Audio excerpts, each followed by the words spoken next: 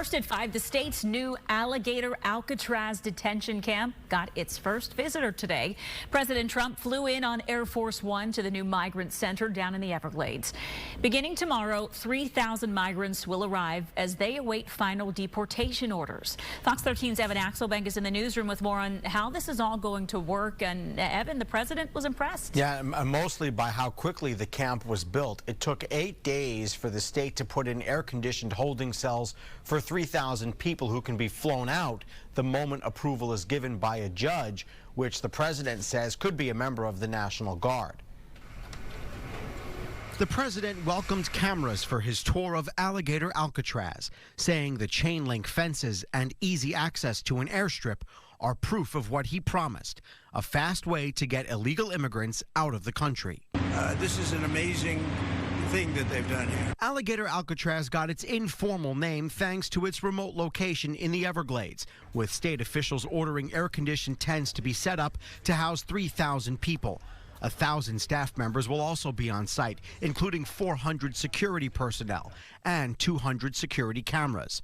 There will be legal and religious services, as well as a rec yard and laundry. Water and food will be trucked in.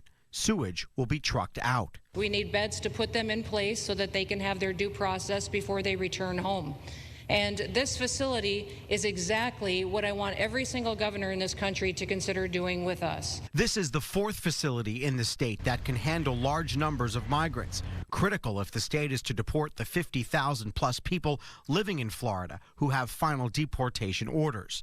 The governor says a similar site in Northeast Florida is about to open. That initial intake, the first thing you see is information on how to go home on your own. Why would you want to come through Alligator Alcatraz if you can just go home on your own? I think a lot of people are going to make that decision. The facility is generating opposition, with one Democratic congresswoman calling it DeSantis's internment camp and saying when hurricanes bear down on these flimsy structures at a sacred, environmentally sensitive location, it will either produce costly evacuation boondoggles or grisly mass casualties. Environmental groups have sued ahead of the first migrant scheduled to walk through its doors on Wednesday. Frankly, it's like perfect, and you can do expansion on this site substantially without doing anything. So the people, I heard them complaining about the Everglades. There's no, I don't think you've done anything to the Everglades. I think you're just enhancing it. This was already here. The president says he supports the governor's idea to have National Guard members serve as immigration judges to process people more quickly.